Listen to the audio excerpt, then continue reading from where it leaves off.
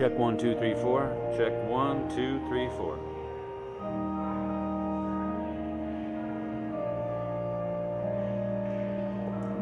Check 1, 2, 3, 4. Check 1, 2, 3, 4.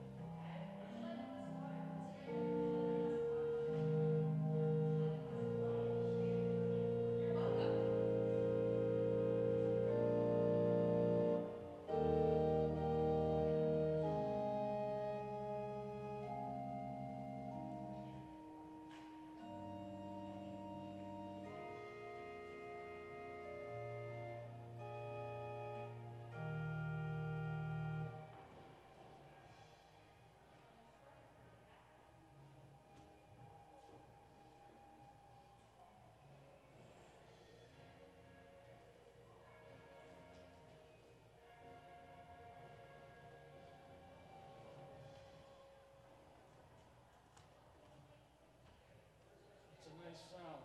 Oh. I sneaked up here because it's been a long time since I've been up here. Oh. Class of 46. Okay.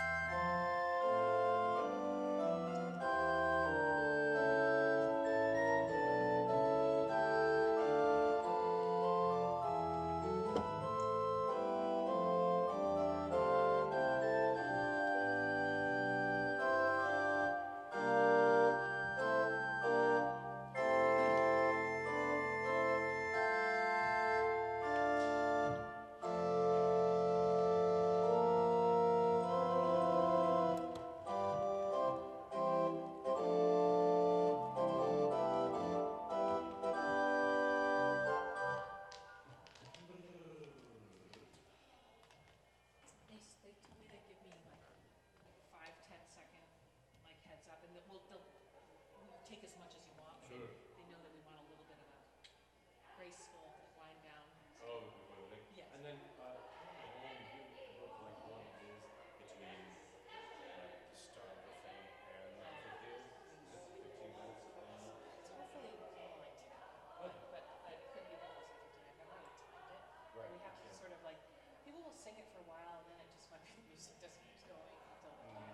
Oh, actually, I mean before that. Oh, before Like that. when the very Oh. beginning starts. Oh, Give it only yes. like 7 minutes. Nice. And it's at home? No, it's in Not the the chapel, office. but she gets locked out when she leaves the building, and nobody was taking care of her. Barbara used to do that. But it's Stephanie's first year. Okay. Well, so do you figure? Yeah, it's easily 15 minutes. Okay. Easily 15. Like we're gonna be starting late here. Well, we are. Yeah, we're already late. 5? They're starting? No, they start. Oh, good. Oh, the bagpiper. All right, they're coming. Okay, then I'll wait till they get kind of closer. Yeah, let the bagpipe music get them to the front door. It's hard to see you up there, Amy. These lights are so bright.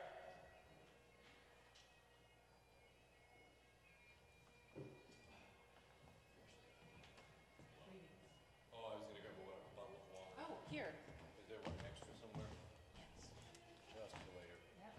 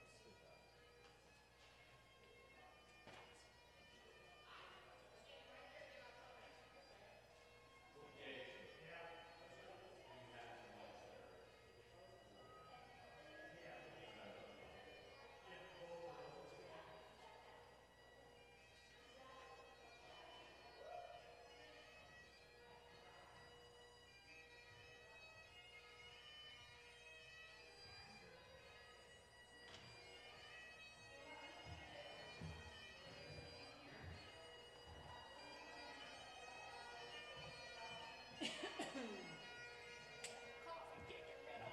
Oh yeah, no. It's that. It's not like a cold, it's just this like nagging little thing, and the more I talk, the worse it gets. Yeah. No, the allergies that hit this year are Yeah.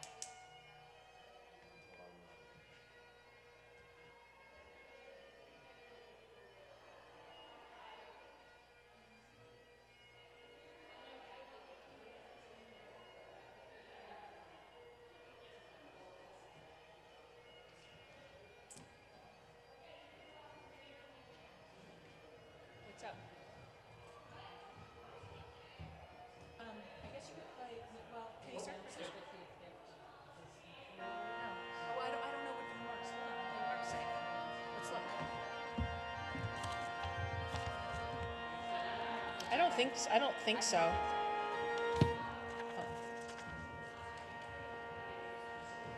Babe, I'm ready to announce it. It's not in my script. Right. We don't announce the dollars for each class. It's in the program. No, but the 50th does. I didn't see it in the remarks. It isn't, but I did last year. Oh, okay. So I'm just gonna say, you mind if I add that? Yes. No, absolutely. Okay, I'll do it.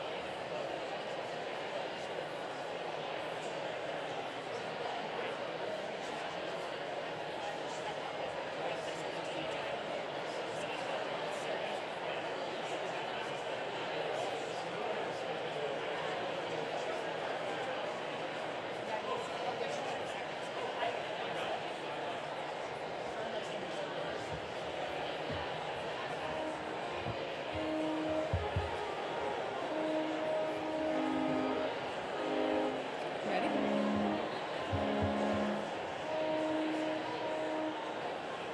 Okay. We will all sing Gamaliel Painter's Cane as we welcome the class of 1969 back for their 50th reunion.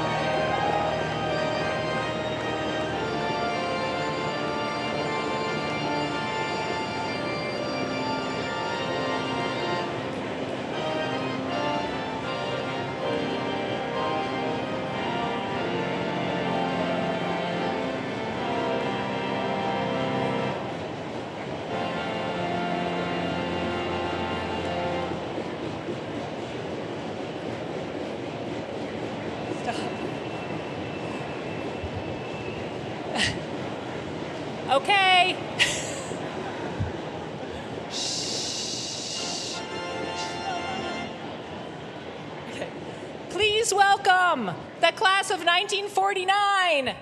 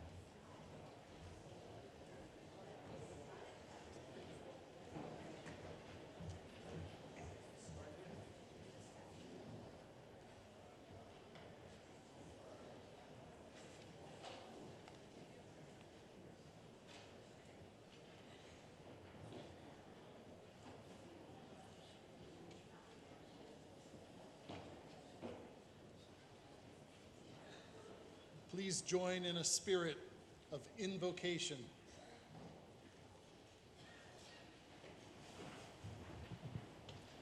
O moment this of reunion convocation, may we be fully here with you and dwell in you for just this brief time, gathered together holy. Come holy now and bring to us all our blessed recollections of beautiful days before, of difficult days before, with gratitude for the promises kept during these blessed college years, for friendships made and mentorship, for the inevitable sense of belonging, deepening of our being. Bless us, sweet newness in sacred turnings that we have known here, then and now, through challenges met and hardships endured and transformations undergone. Let us be filled with the divine hope that comes in that turning. And so it is in that fullness we pause also to acknowledge those who have been part of our experience here, those we came to know and love, and who have passed on, friends, partners, spouses, children, and parents. We pause to acknowledge their continued presence with us as we embrace their memory.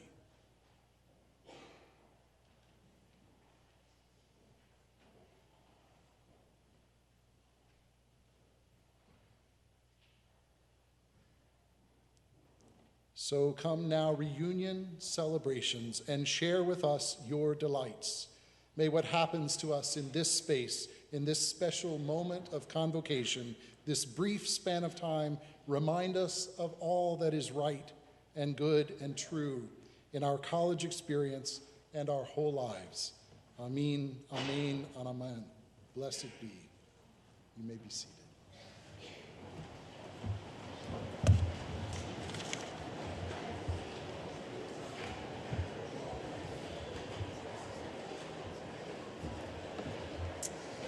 Welcome to Reunion Convocation 2019. There are over 2,000 alumni and guests back on campus, spanning 8 decades. and we are thrilled to see you all. As we reflect upon 80 years of memories, there are some things that never change. Mud season is one of those, and we won't let that stop us from enjoying a reception and dinner behind the Mahaney Art Center, along with fireworks, music, and dancing, immediately following convocation. In addition to capturing mid-moment photos at the tents, we want to hear your stories too. Stop by the patio of the Mahaney Art Center and make a recording. And now let's start to share memories of your years at Middlebury through the voices of your classmates. We'll begin with 1949 and end with 2014, followed by a special tribute to the class of 1969. So please welcome Dixon Hemphill to celebrate the 70th reunion for the class of 1949.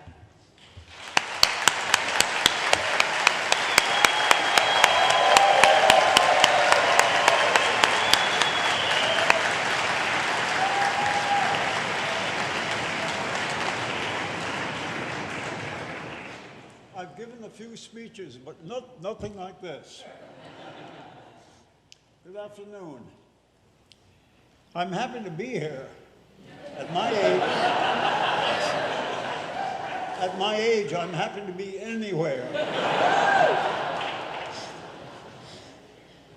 Let me first introduce my guests, my nephew Caleb and his wife Rebecca, and their son Eric, class of 14, and his girlfriend Emma.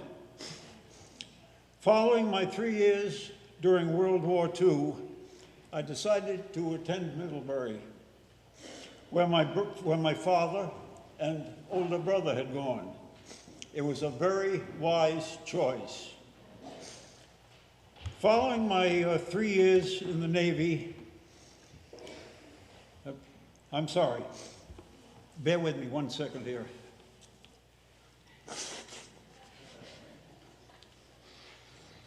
Don't want to repeat myself. It's a wonderful feeling looking back at my years at Middlebury College. The view of the Green Mountains from Mead Chapel steps, dancing Saturday nights at the Deke House, going to Student Union snack bar at night for milkshakes, acting in the George Washington Slept Here play during Winter Carnival, listening to the Black Panthers swing band, and hearing the chapel bells each evening. My older brother Rod, played those bells while he was here for 4 years. The campus was different then. Until '49, there was no field house. McCall Gym housed a handball court, offices, and an undersized basketball court, as I recall. A wooden track and hockey rink were beside the gym. And inside the cinder track, where the Mahaney Art Center is now, was the football field. The no longer 50-meter ski jump was at Breadloaf Mountain. The ski team won the national championship in 1948.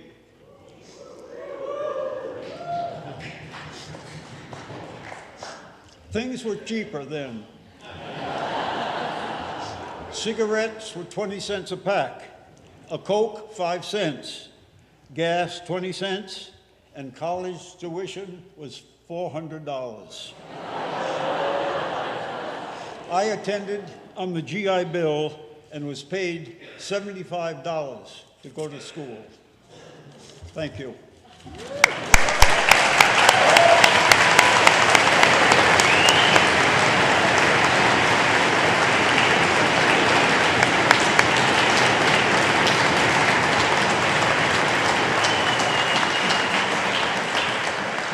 Please welcome Julie Howard Parker to celebrate the 65th reunion for the class of 1954.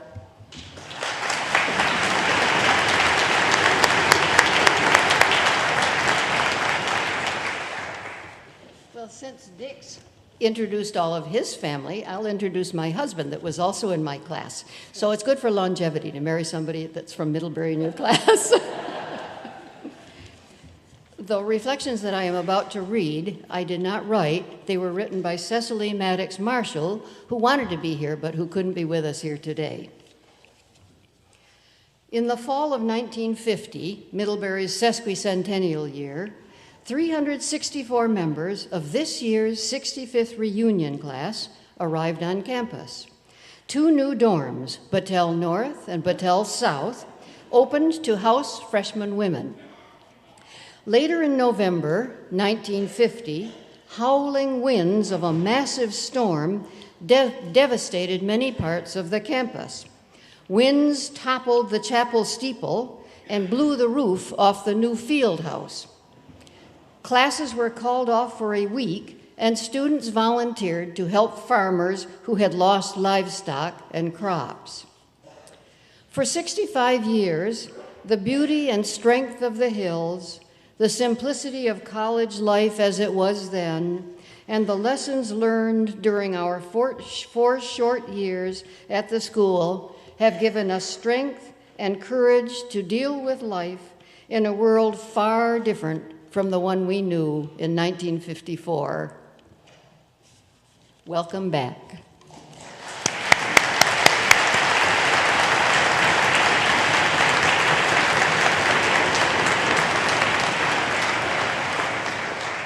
Please welcome Granthea Lavery Preston to celebrate the 60th reunion for the class of 1959.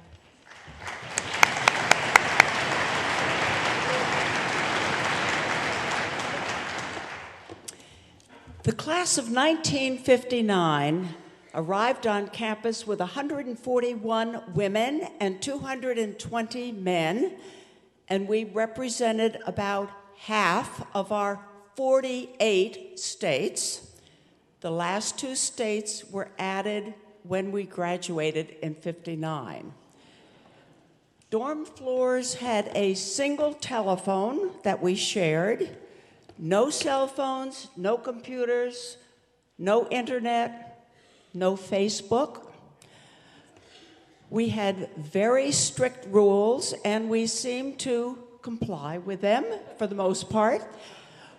We had a 10 o'clock curfew for women. We had segregated campuses. The men lived on the south side of College Street, and the women were on the north side. Chapel was required on Sundays and on many weekdays as well. Married women were not allowed to live on campus, and certainly no pregnant women. The birth control pill was unknown at the time,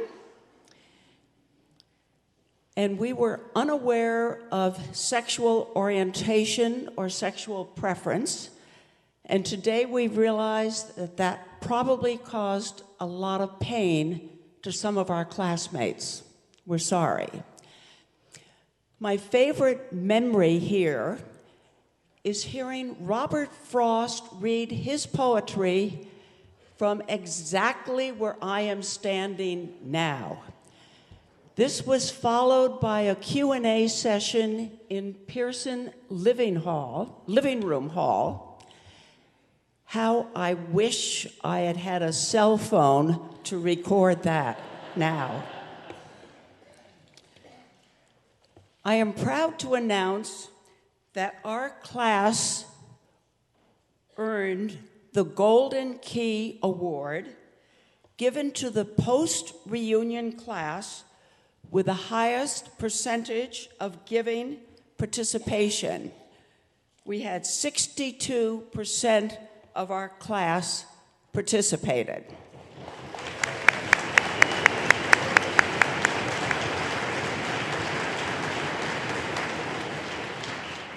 Congratulations, classmates, and welcome back to the wonderful class of 1959.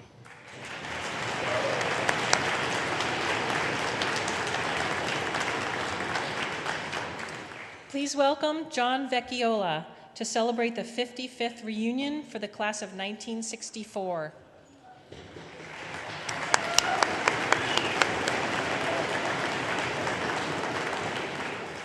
We entered Middlebury College in early September 1960. For men, ROTC was mandatory. For women, a nightly curfew and no pants. And chapel was compulsory for all. Dean Reynolds was the Dean of Men. Ma Kelly was the Dean of Women. John F. Kennedy was elected president. Both the hockey team, led by Phil Latreille, and the ski team were nationally ranked. The Neil Star Ski Lodge was built at the Snow Bowl. A swimming pool was added to the McCulloch Gym, and compulsory chapel ended during our sophomore year. We danced at spring weekend to Lionel Hampton and his band, and we enjoyed the great downhill mudslide beginning at Hepburn Hall and ending near McCulloch. We were led by Middlebury President Samuel Stratton and the inauguration of James Armstrong. When John F. Kennedy was assassinated in November 1963, the campus stood still, glued to Walter Cronkite and the unfolding tragic events live on television. In 1964, we began our life journeys. Some of us entered the Army as second lieutenants or as graduate students in law, medicine, business, or education. All of our class can say, thank you, Middlebury, and thank you for not raising our tuition during the 4 years. I am also very pleased this afternoon to announce that classmate Don Yeomans was selected by the faculty to receive the Phi Beta Kappa Alumni Award this spring for his service to our country and to astrophysics. And if you Google him, you'll see what an extraordinary individual he is. Thank you.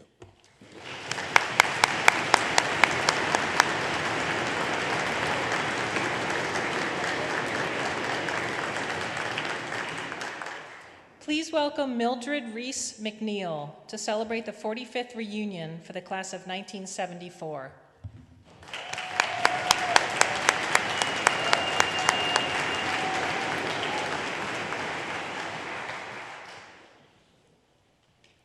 Memories light the corners of my mind, misty, watercolored memories of the way we were. So begins the #1 song in our graduation year.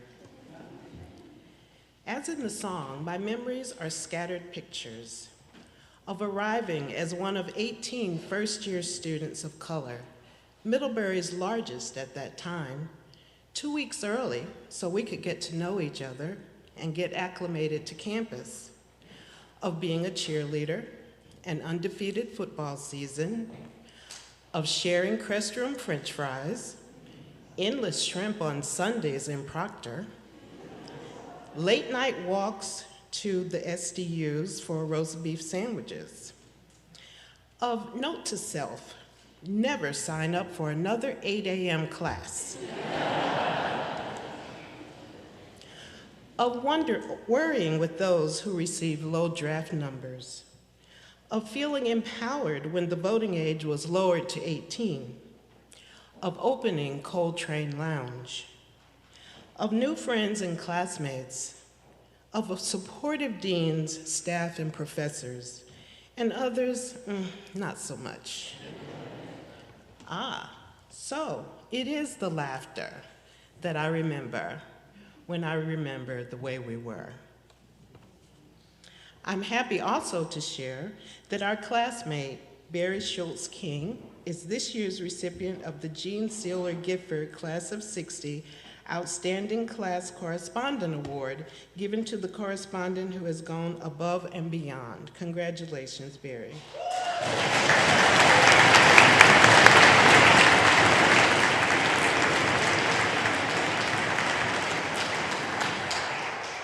I'm also very proud that our classmate, Dr. Jill Seaman, is the recipient of the Alumni Achievement Award, which will be presented later in the program. Congratulations, class of 1974, and welcome back.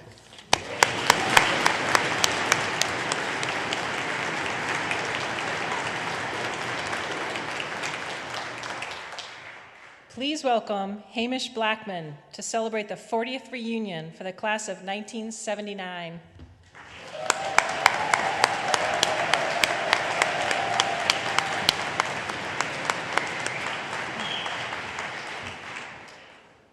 It's hot.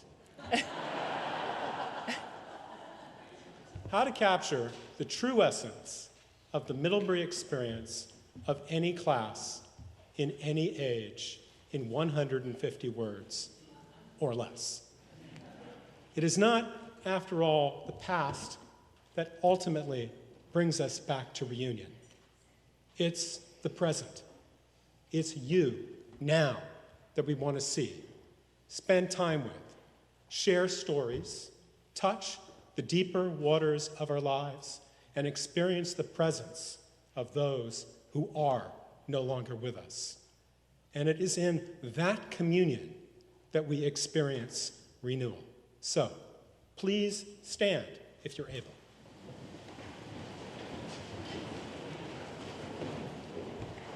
Take hands with the people next to you, and if you can reach, across the aisle.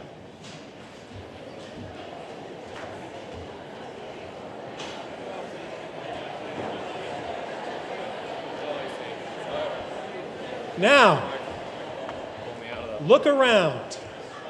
Look around. Recognize each other. You and all who went before and all who will follow after are the Middlebury experience. Middlebury is an ever-fixed mark in each of our lives. Our love for this place and our time here does not alter. We do not forget. We remember. Welcome back. Thank you.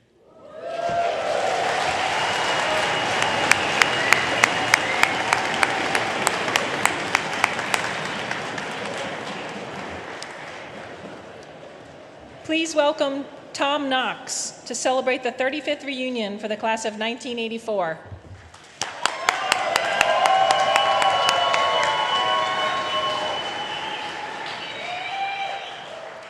This is for the backbenchers. It's been placed there appropriately. So we arrived on campus with a new decade, bringing with us our huge stereos, our vinyl records, our cassette tapes. We defined a new style, marked by music that is still played in the halls of Patel, Stewart, and Allen.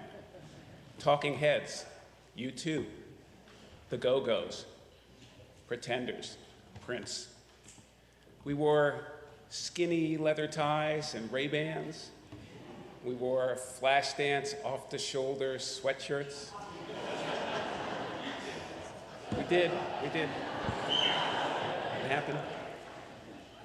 We were graced by visits from the Dalai Lama, Prairie Home Companion, Harry Chapin, Pat Metheny, and of course, the Penguin.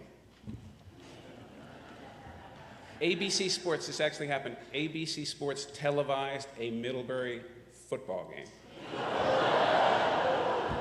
And we won.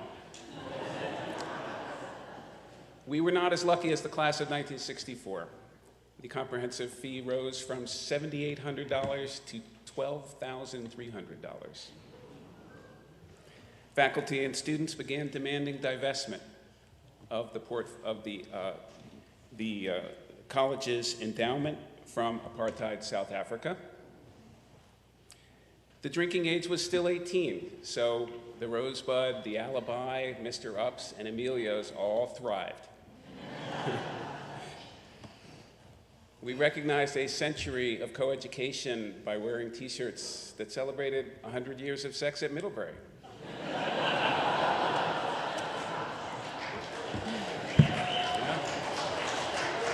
Give yourselves a hand.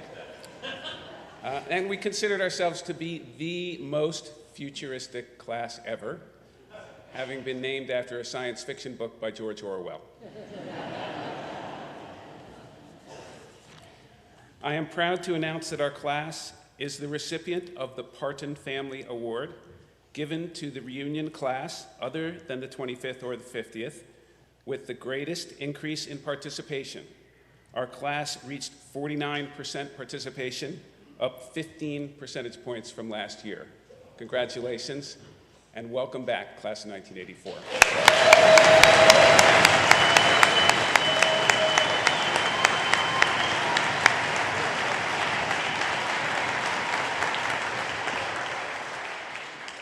Please welcome Tim O'Shea to celebrate the 30th reunion for the class of 1989.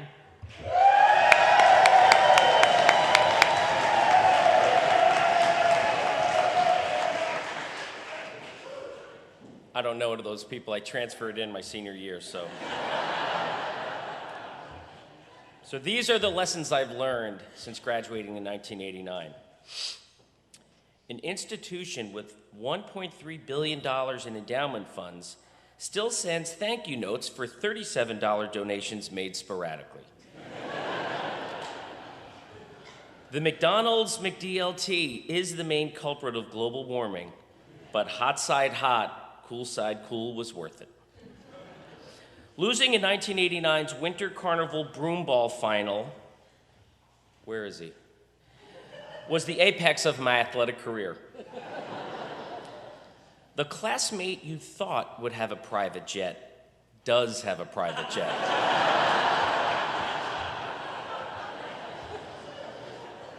And he'll give you a ride if you defog his ski goggles or iron his ascot. The busboys did not become international music superstars as predicted during Winter Carnival 1987. Melted provolone, French fries, and mayonnaise are not cornerstones of a balanced diet.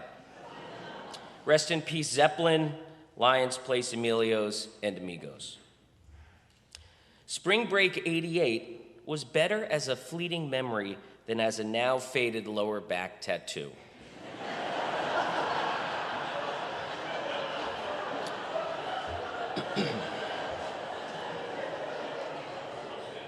There'll be a showing at 10:30 behind the tent for the class of '89. Thank you.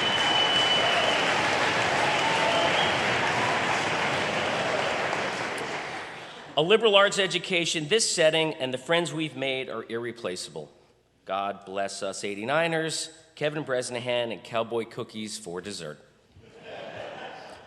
I'm thrilled to note that our class is the winner of the Raymond A. Ablandi 52 Cup, given to the reunion class with the largest total class gift. We raised $6,050,398.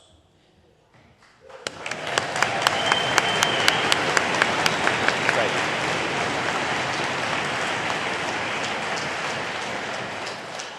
Don't knock the $37, it adds up. This also earned us the Gordy C. Perrine 49 Award given to the reunion class other than the 25th and 50th with the greatest increase in total class gift. We increased our giving by $5,645,807 compared to this time last year at this time. Congratulations and welcome back, class of '89.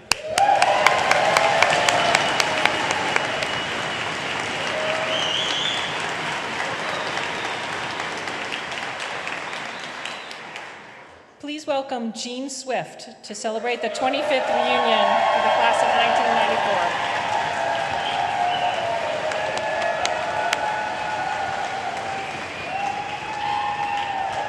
Okay, for this next one, I'm going to need a location on campus, an everyday object, and a job. Okay, I was kidding about everything except the job part. All right, so we didn't win anything, but we did break 1 million yesterday. Woo!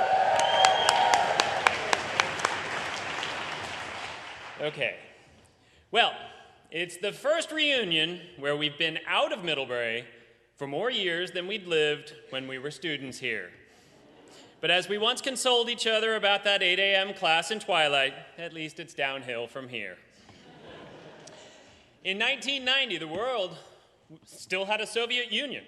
We had the first George Bush, the first Gulf War, Kasingles.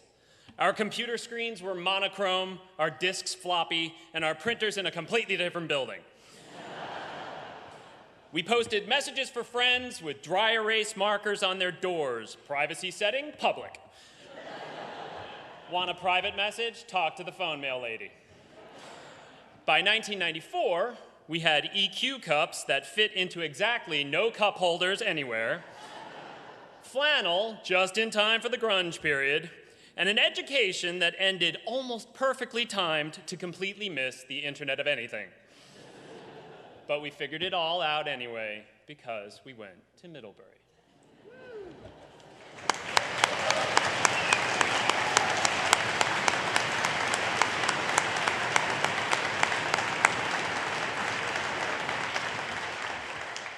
Please welcome Kelly Dane Briggs and Sarah Doniger Parent to celebrate the 20th reunion for the class of 1999.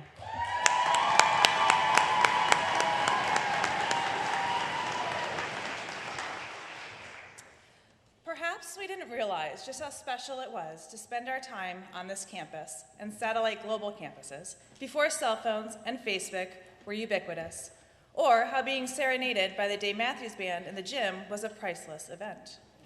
As is always the way at Middlebury, we were witness to the old giving way to the new. As the crest room closed, the grill opened. Construction began on By Hall, and the social houses moved to the Ridgeline. During all those dance parties in McCullough, on the sidelines of the hockey and lacrosse games for our national champions, we watched our peers dance and fight like panthers. And then we made our way out into the world to keep fighting in true Middlebury fashion, to be stewards of this natural landscape, and to help make room for more social justice and social good in this world. We need to acknowledge that in addition to what you see reflected on the program, we had a very generous classmate make a donation yesterday of $250,000, which takes us over $500,000. So we are very, very pleased to say thank you to our class and welcome back.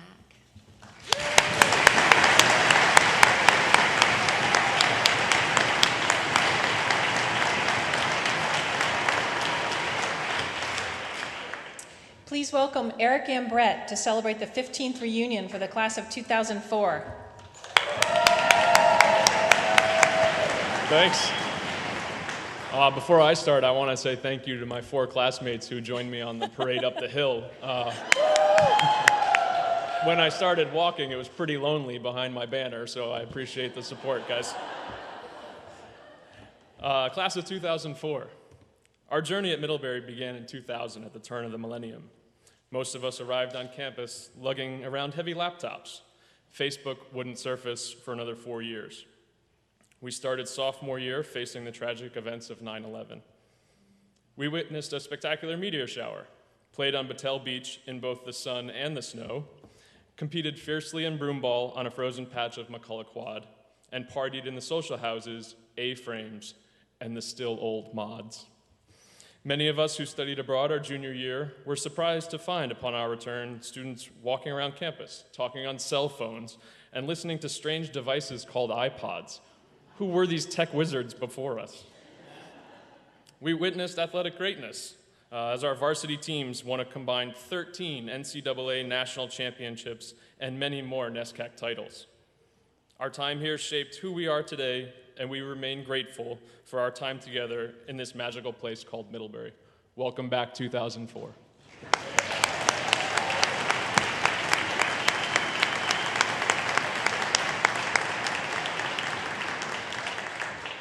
Please welcome Kelsey Nelson McCormick to celebrate the 10th reunion for the class of 2009.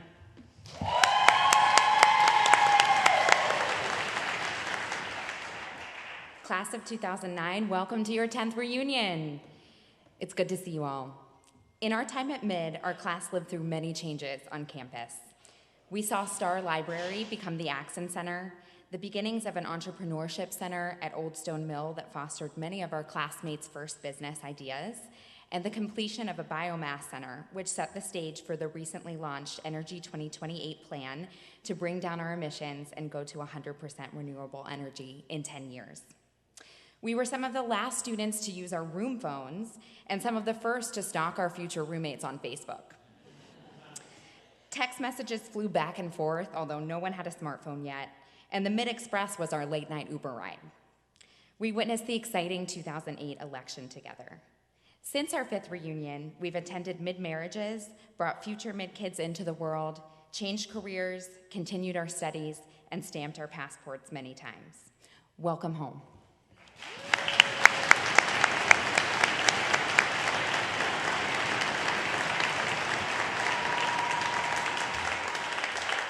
Please welcome Jackie Breckenridge and Logan Randolph to celebrate the 5th reunion for the class of 2014.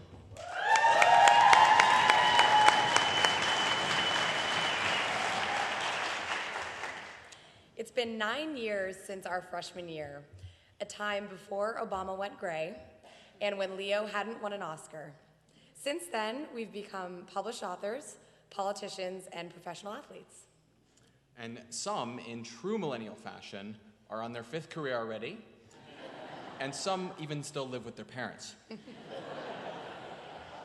At Mid, we asked our community to take on sexual harassment, our school to divest, and our friends to share as much as they could from Proctor.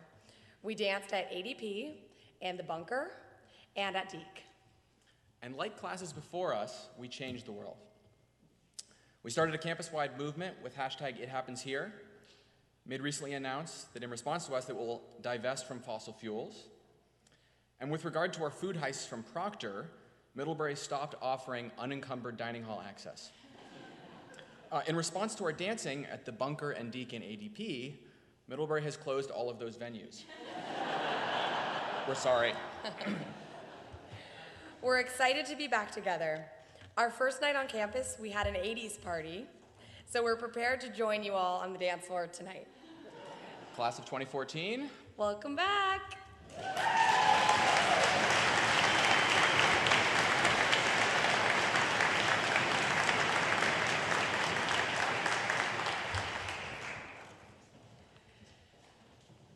And now, it is my great pleasure and privilege to welcome members of the class of 1969 back to Middlebury for your 50th reunion.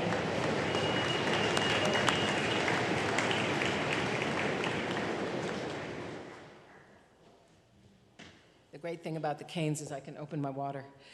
I understand that 139 of you are here today, and I am delighted that so many were able to come. I want to thank you for being here, for your generosity of time and talent and treasure and enthusiasm. I want to thank those of you who are also not only Middlebury alums, but veterans. You had the courage and strength to serve our country at considerable, often unspeakable sacrifice.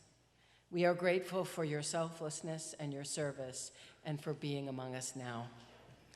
We are also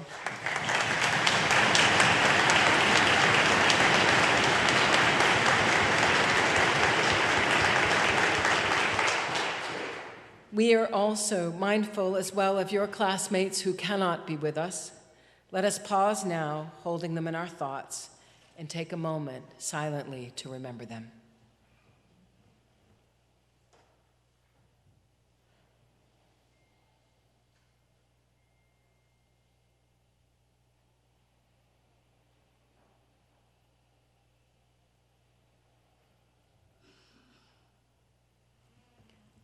Thank you.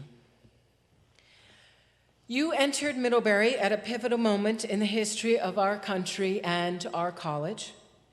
In 1965, our nation was deeply divided over the intensifying war in Vietnam and the struggle for racial justice at home. Many Americans were losing faith in their government, questioning whether their leaders could be believed, and whether America could ever be one nation with liberty and justice for all. It was, in short, a time very much like today. Your 50th reunion yearbook, a really well-done publication, includes a timeline of significant national and international events in the news during your 4 years at Mid. Here are just a few. The passage of the Voting Rights Act in '65 and the Civil Rights Act in 1968. The expansion of the military draft as the number of U.S. troops in Vietnam surged from about 23,000 at the beginning of 1965 to almost 500,000. Riots and fires in cities across the country fueled by increasing racial tension. The formation of the Black Panther Party and the National Organization for Women. The deadly fire in the Apollo 1 spacecraft. The Six-Day War in the Middle East. The assassinations of Martin Luther King Jr. and Robert Kennedy. The election of Richard Nixon as president. Clearly, as Bob Dylan had warned us, the times they were a-changing in Middlebury was not exempt. In fact, your class probably witnessed greater changes in the culture of the college than any other class before or since. That wasn't obvious when you first arrived, however. Let me take you back to September 1965 for a moment. The #1 song on the radio was Help by the Beatles. You were also listening to I Got You, Babe by Sonny and Cher, California Girls by the Beach Boys, and Satisfaction by the Rolling Stones. Television shows you were watching in glorious black and white included The Man from U.N.C.L.E., The Huntley-Brinkley Report, and Lost in Space. You were reading Dune by Frank Herbert, the autobiography of Malcolm X, who had been assassinated earlier that year, and The Magus by John Fowles. Some of the biggest movies that had come out over the summer were Shenandoah, What's New Pussycat, and The Great Race. There were 404 students in the class of '69, 245 men and 150 women. It was college policy then that each class should be 60% men and 40% women, although that meant, you told me, that many women who were turned away in favor of lesser qualified men. That was your quote. The comprehensive fee for a year at Middlebury was $1,500. Men and women were segregated on campus, with women's residence halls on the north side of Route 125 and men's on the south side. The border was as tight as the Dean of Women, Elizabeth Ma Kelly, could make it. There were 10 fraternities on campus, which were residential, and 4 sororities, which were not. They played a central role in the social life of the campus. There were 111 faculty members, only a few of whom were women. And many of the changes you witnessed at Middlebury had to do with the status of women. Although rules regarding what women could do, where they could go, what they could wear, and when they had to be in their dorms had begun to relax in the early 60s, women still had to deal with many restrictions and limitations that did not apply to men. Your class continued to chip away at them. In your freshman year, senior women were exempted from curfews. The next year, the hours when women could visit men in their dorms, with the doors open at least and exactly 45 degrees, were extended. And in your senior year, curfews were abolished except for first-year women. In 1968, the trustees approved a new set of social rules that applied to both men and women and eliminated a restrictive dress code that had been annoying Middlebury women for years. For most of its history, Middlebury regarded sports as something men did and women watched. When you arrived, the college had more than a dozen men's varsity sports and only one women's varsity sport, skiing. But you helped to organize women's teams in field hockey, swimming, and lacrosse. May I remind you that this year we have Division III national championship teams in both field hockey and lacrosse. That is what you created.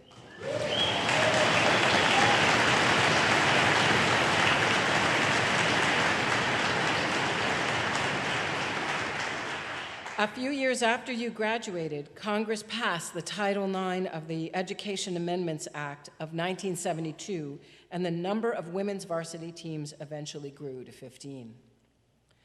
Other significant changes that you witnessed at Middlebury include the end of compulsory ROTC for men in 1966, decisions to allow underclassmen to have cars on campus, introduction of January term and the 414 academic calendar, construction of 3 major academic buildings, the Sunderland Language Center, the Christian A. Johnson Memorial Building, and the Science Center. The end of sororities at Middlebury. In the spring of 1969, 4 sororities decided to disband because their national organizations would not allow them to accept Black or Jewish pledges. When you graduated 50 years ago, America and Middlebury were not the same places they had been a few years earlier. It was a time of great uncertainty, and none of you could have imagined where your journey from Middlebury might take you. The title of your reunion yearbook, Roads Taken and Imagined, is a good one. I was struck by how varied and interesting your experiences have been. You have gone far and accomplished much in very Middlebury style. Some went to the military after college, others into the Peace Corps, and some into other kinds of government service. You became teachers, doctors, scientists, business people. You have been active in public affairs in your communities and your states. You have traveled widely, made friends in the places you visited, and helped to build new connections with other countries and cultures. And you have been more than generous with your time and money in supporting Middlebury and the students who came after you. I am proud to announce that your class is the recipient of the Armand and Laflamme 37 Cup for the highest giving participation. 72% of your class participated in the reunion class gift.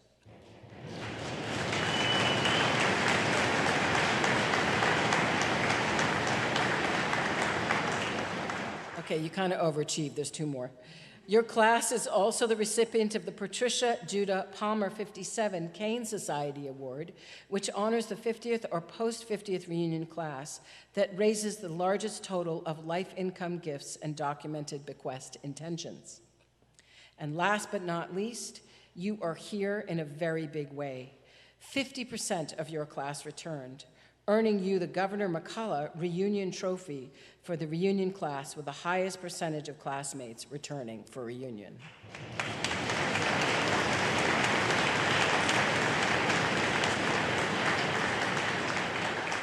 And might I celebrate with you one more time your total class gift, including bequests, $14,807,744.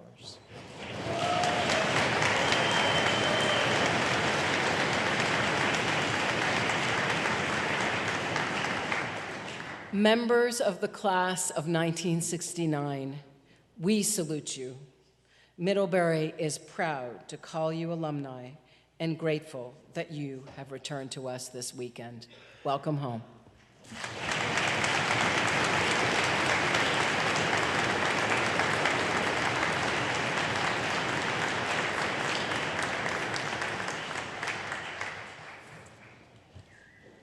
Good afternoon.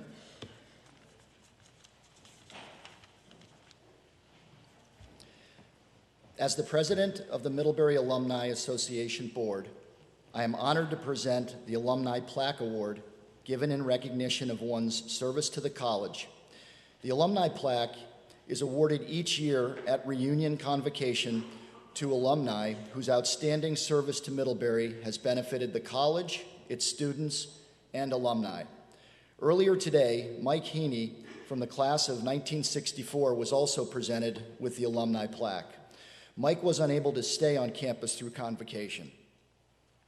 The second recipient of the 2019 Alumni Plaque is from the class of 1969. Would Mary Wendell MacArthur please come forward?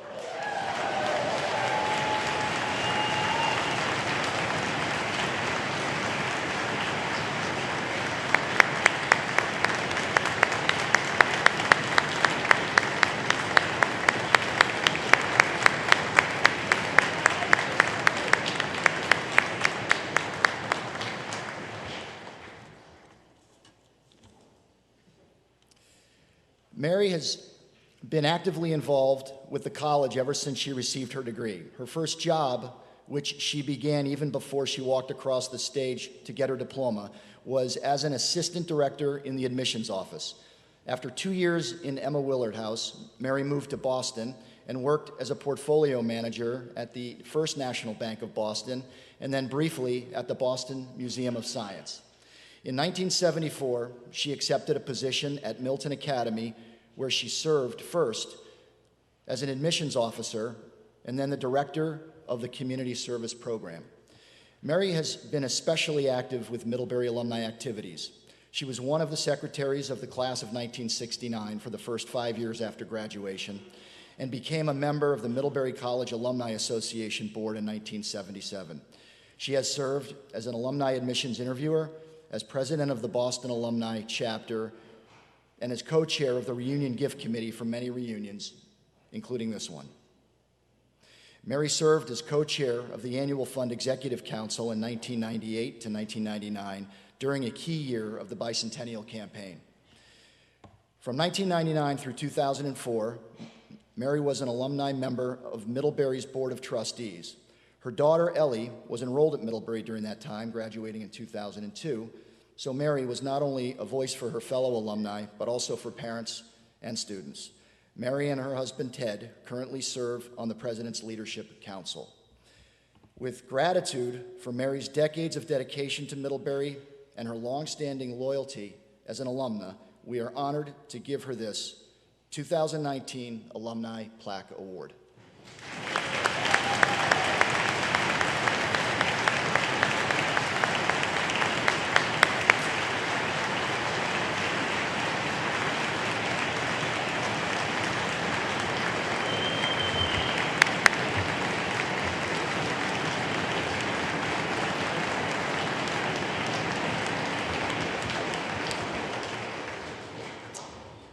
And now it is my honor to announce the Alumni Achievement Award. I would like to invite Dr. Jill Seaman from the class of 1974 to please come forward.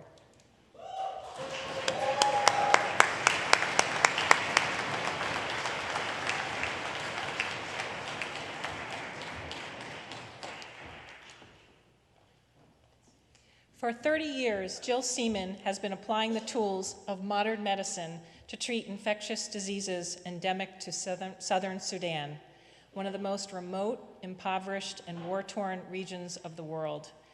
She first began treating the Nuer tribespeople of Sudan in 1989 as a deadly parasite-borne infection devastated the population, wiping out entire villages.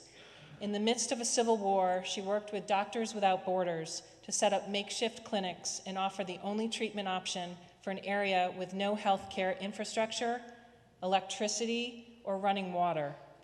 After Doctors Without Borders left Sudan in the late 1990s, Jill established her own medical organization to continue her work there.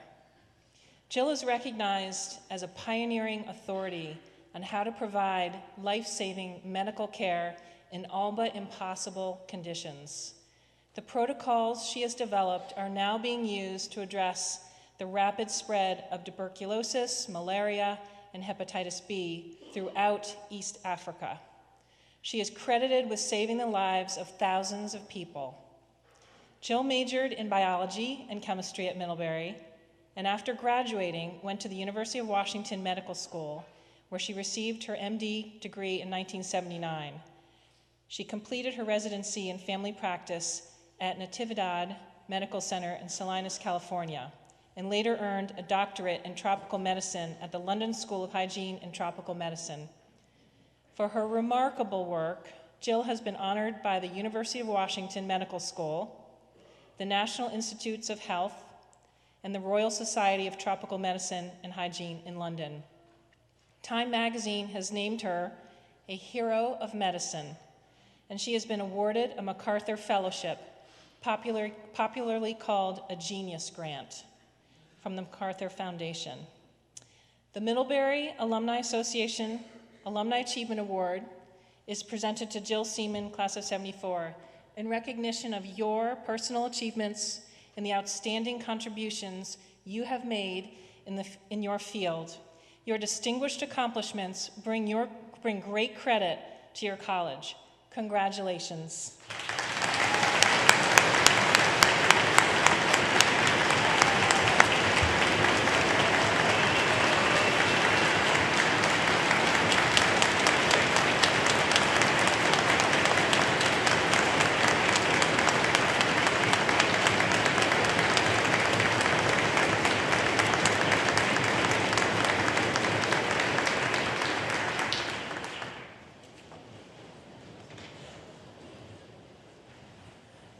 Welcome back again and welcome home again to Mid.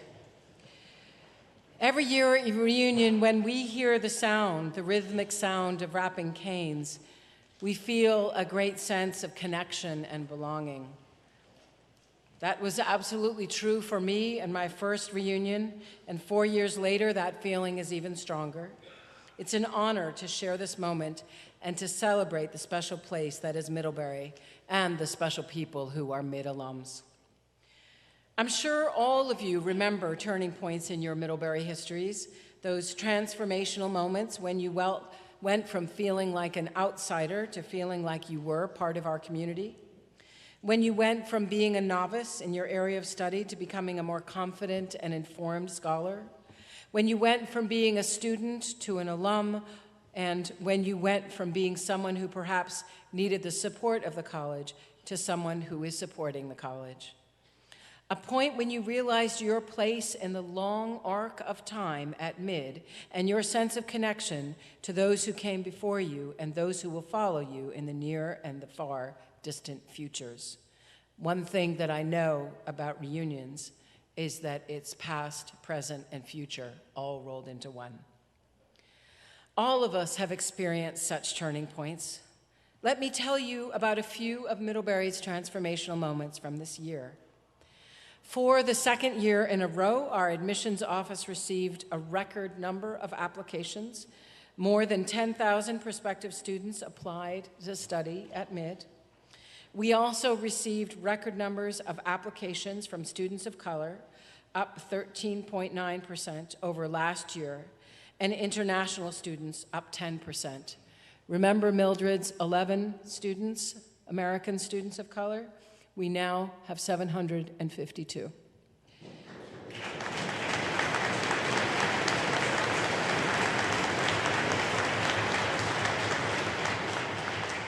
The geographic diversity of our student body is increasing as well, with new levels of interest from students in the South and the West. And we are attracting more of the best students from all backgrounds. And because Middlebury is one of the few colleges still offering need-blind admission, we are able to ensure that it is possible for them to come here. This year, we also reached a pivotal moment in the fiscal life of the college. Last month, the Middlebury Board of Trustees approved a budget for the upcoming fiscal year that projects an operating surplus for the first time since 2012.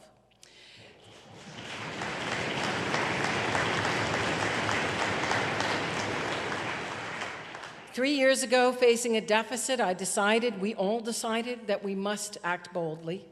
We created and implemented a plan, The Road to a Sustainable Future, in 2016. And it contained a number of specific actions to change the way we operate. And we acted quickly as a community. So quickly, in fact, that we will have a budget surplus a year earlier than we had initially planned. And for now, we have a true 5% spend rate, no draw on reserve, and an operating surplus, the first time those three indicators of fiscal health are present in 3 decades.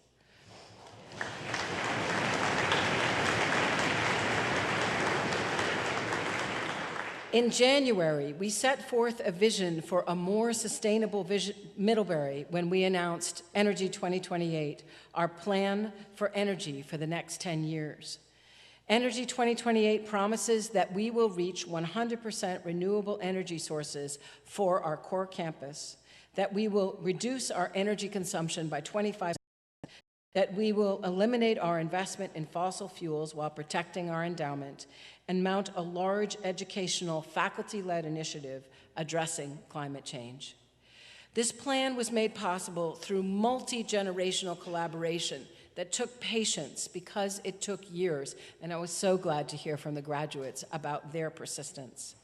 Our stakeholders, faculty, students, staff, trustees, worked together, disagreed together, stayed in the same room while they were disagreeing, focused on the educational aspect of the issues and our common educational mission to rise above the political. And the level of collaboration among so many groups with so many disparate agendas on campus was unprecedented. We all talked to each other, we all got mad, and we all stayed in the same room, and we all kept listening. That's real. And the result, new infrastructure plans. We just created a contract for the largest solar field in Vermont. New biodigester plans. We just started, and we will start this winter construction for the first biodigester of its kind, Cow Power. Go Cow Power. We have new curricular plans, new tracking technologies for our endowment that make sure we are keeping on track in our divestment regulations, and a new sense of what's possible for us as together environmental leaders and as a community. This year, we are also looking to the future that we envision for Middlebury. Our students and our alumni will need to increasingly compete and to thrive and to help a global and complicated world. We envision Middlebury as an institution where students receive an unmatched global education, from our global footprint to a global network where they can seamlessly move through, and where they prepare themselves for engaged citizenship in a complex society. With our formidable intellectual resources, we will, more vigorously than ever, address domestic and global issues, and with faith and confidence in our deeply rooted Middlebury values, we will continue to prepare our students for a lifetime of leadership and impact in their professions, their communities, and the world. We intend to make data literacy a core competency requirement for all students, ensuring that all students have funded internship and research opportunities, and improve access to our unparalleled global network, from our schools abroad to the Middlebury Institute at Monterey. We will fortify our financial aid offerings, my #1 priority for fundraising, and improve our living and learning communities for the mid-21st century. Middlebury will continue to evolve, and with your engagement and support and excitement, I have no doubt that we will achieve our ambitious goals. There is a campaign on the horizon, and we will need your participation, your wisdom, your advice, your enthusiasm. We are investing in this future by believing in our students' global capacities. This year, we awarded the first Global Citizens Award to a young man, Adun Samon, who was part of the Thai soccer team trapped in a cave near Chiang Rai, Thailand, due to unexpected flooding. At the ripe old age of 13, he used his knowledge of 5 languages to interpret between the rescuers and the soccer team that was trapped. He was stateless, a member of the Wa people, and learned all those languages because he had to, moving between cultures. I thought to myself last summer, that kid is a mid-kid. This spring, to our incredible delight and through our extraordinary Middlebury global networks, once again, he was able to come to us at the ripe old age of 14 to receive the first award, given to someone who, through their communication skills and compassion, and without benefit or need for recognition, has helped change the world. These are the mid-kids we want to come to us now and in the future. This fall, you'll also be able to keep in touch with all that's happening at Middlebury in a new way. I'll inaugurate a series of podcasts entitled Mid-Moment, a podcast of ideas from Middlebury's leaders, independent thinkers who create community. We'll be sharing more information about the podcast series early in the fall, so stay tuned. But not everything is changing. Middlebury has and will remain true to its roots. Much of what today's students experience at Middlebury will feel familiar to you. They know the long, dark nights and warm, bright days. They brave the cold to walk to the library for hours of late-night studying, or watch a winter sunset, or slide down the hill in front of Mead. They marvel at the changing leaves, so beautiful as to break your heart. They ski at the Snow Bowl, hike up at Breadloaf, pull all-nighters, and occasionally oversleep. They still learn new languages, go abroad, start new clubs, and play on teams. Speaking of which, did you know that just 2 weeks ago, 5 Middlebury teams, men's and women's tennis, women's lacrosse, and men's and women's track and field, were all competing in the NCAA Division III semifinals?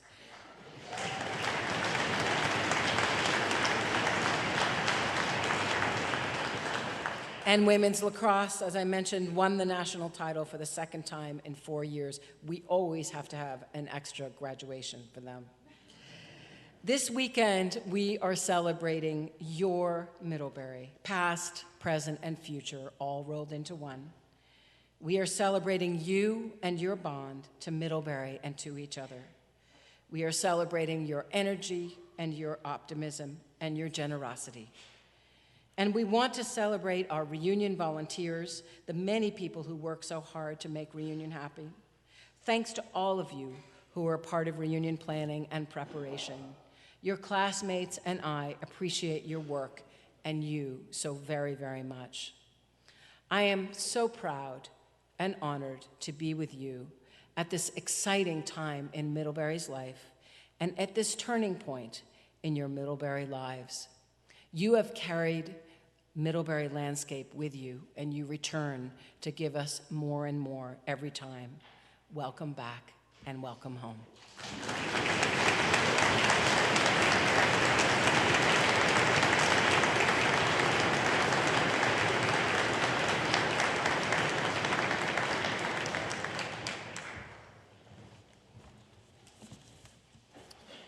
Receive now this brief benediction. O divine moment, our hearts are made glad by such sweet convocation, sweet reunion. Make it our practice to notice and be glad. O divine noticing, let it be our posture, our orientation from this gathering to be generous and open and receptive. Let us set our intentions to be right and true and good as we are now to each other, as we would be for the whole world. And as we have been learners in this place and companions in this time together, may it be for us always for the sake of kindness and compassion.